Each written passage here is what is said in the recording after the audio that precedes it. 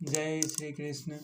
कल के श्लोकों में हमने सुना था, माया के गुणों से मोहग्रस्त होने पर अज्ञानी पुरुष पूर्णतया भौतिक कार्यों में संलग्न रह के उनमें आसक्त हो जाते हैं। यद्यपि उनके ये कार्य उनमें ज्ञान भाव के कारण अधम होते हैं, किंतु ज्ञानी को चाहिए कि वह उन्हें विचलित न करे। अपने सारे कार्यों को कृष्ण में समर्पित करके पूर्ण ज्ञान से युक्त होकर लाभ की आकांक्षा से रहित, स्वामित्व के किसी दावे के बिना तथा आलस्य से रहित होकर कर्म करना चाहिए। जय श्री कृष्ण।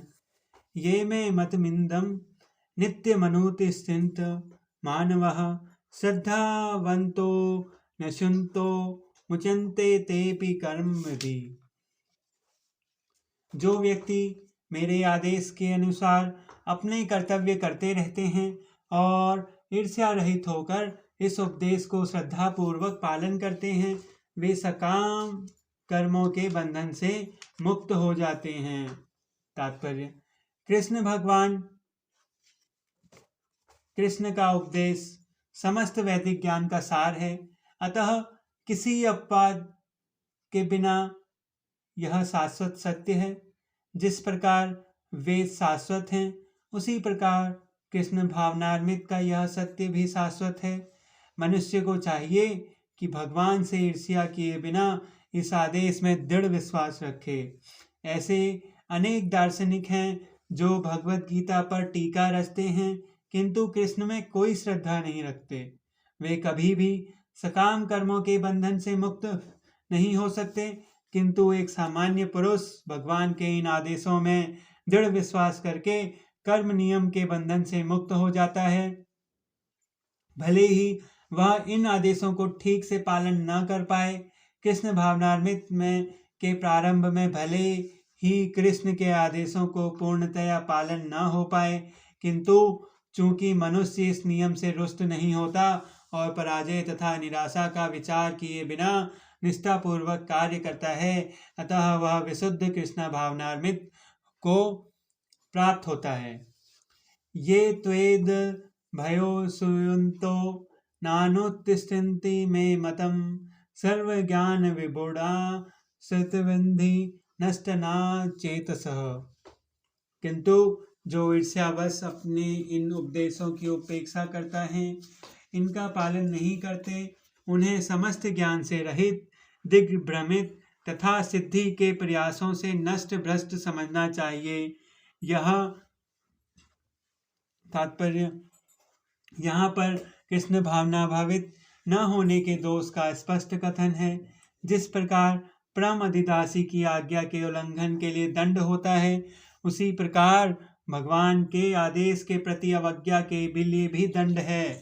अवज्ञाकारी व्यक्ति चाहे कितना ही बड़ा क्यों न हो, वह शून्य हृदय होने से आत्मा के प्रति तथा पर ब्रह्म परमात्मा एवं श्री भगवान के प्रति अनभिज्ञ रहता है। अतः ऐसे व्यक्ति से जीवन की सार्थकता की आशा नहीं की जा सकती। हृदसम चेष्टते सवस्यः प्रकृति ज्ञानवान पै प्रकृति ही यान्ति भूतानि निग्रह की करस्यति। ज्ञानी पुरुष भी अपने प्रकृति के अनुसार कार्य करता है, क्योंकि सभी प्राणी तीनों गुणों से प्राप्त अपनी प्रकृति की अनुसरण करते हैं। भला दमन से क्यों हो सकता है? तात्पर्य: कृष्ण भावनार्मित के दिव्य पद पर स्थित हुए बिना प्रकृति के गुणों के प्रभाव से मुक्त नहीं हुआ जा सकता। जैसा कि स्वयं भगवान ने 7वें अध्याय में कहा है, अतः सांसारिक धरातल पर बड़े से बड़े शिक्षित व्यक्ति के लिए केवल सैद्धांतिक ज्ञान से आत्मा को शरीर से पृथक करके माया के बंधन से निकल पाना असंभव है। ऐसे अनेक तथाकथित अध्यात्मवादी जो अपने को विज्ञान में बड़ा चढ़ा मानते हैं, किंतु भीतर ही भीतर वे पूर्णतया प्रकृति के गुणों के अधीन रहते हैं, जिन्हें जीत पाना कठिन है। ज्ञान की दृष्टि से कोई भी कितना विद्वान क्यों न हो, किंतु भौतिक प्रकृति की दीर्घकालीन संगति के कारण वह बंधन में रहता है। कृष्ण भावनान्वित उसे भौतिक बंधन से छूटने में सहायक होता है। भले ही कोई अपने नित्य कर्मों के करने में संलग्न क्यों न रहे, अतः पूर्णतया कृष्ण भावना भावित हुए बिना नियत कर्मों का परित्याग नहीं करना चाहिए। किसी को भी सहसा अपने नियत कर्म त्याग कर तथा कथित योगी या कृत्रिम अध्यात्मवादी नहीं बन जाना चाहिए। अच्छा तो यह होगा कि यथा स्थिति में रहकर श्रेष्ठ प्रशिक्षण के अंतर्गत कृष्ण भावनामृत प्राप्त करने का प्रयत्न किया जाए। इस प्रकार कृष्ण की माया से बंधन से मुक्त हुआ जा सकता है। इंद्रियस्य निर्दयसार्थे राग द्वेष व्यवस्थितो तर्यो न वस्मागच्छतो हास्य परिपनितो। प्रत्येक इंद्रिय तथा उसके विषय से संबंधित राग द्वेष को व्यवस्थित करने के लिए नियम होते हैं। मनुष्य को ऐसे राग तथा द्वेष के वशीभूत नहीं होना चाहिए, क्योंकि वे आत्म साक्षात्कार के मार्ग में अवरोधक हैं। तात्पर्य: जो लोग कृष्ण भावना भावित हैं, वे स्वभाव से भौतिक इंद्रिय तृप्ति में रत होने में झिझकते हैं, किंतु जिन लोगों की ऐसी भावना न हो, उन्हें शास्त्रों के यम नियमों का पालन करना चाहिए। अनियंत्रित इंद्रिय भोग ही भौतिक बंधन का कारण है, किंतु जो शास्त्रों के यम नियमों का पालन करता है वह इंद्रिय विषयों में नहीं फंसता। उदाहरणार्थ, यौन सुख बद्ध जीव के लिए आवश्यक है और विवाह संबंध के अंतर्गत यौन सुख की छूट दी जाती है। शास्त्रीय आदेशों के अनुसार अपनी पत्नी के अतिरिक्त अन्य किसी स्त्री के साथ यौन संबंध करना वर्जित है।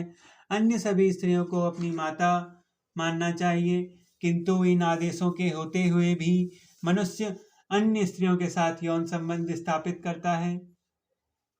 इन प्रवृत्तियों को दमित करना होगा, अन्यथा वे आत्म साक्षात्कार के मार्ग में बाधक होंगी।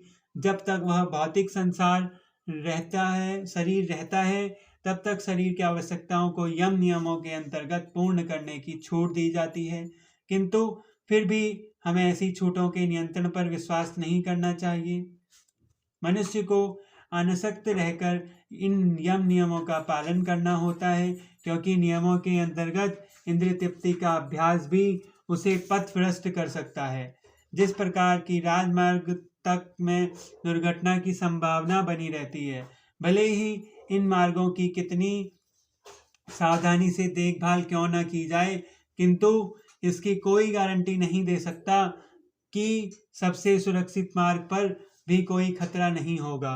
भौतिक संगति के कारण अत्यंत दीर्घ काल से इंद्रिय सुख की भावना कार्य रहती है, अतः नियमित इंद्रिय भोग के बावजूद भी च्युत होने की संभावना बनी रहती है।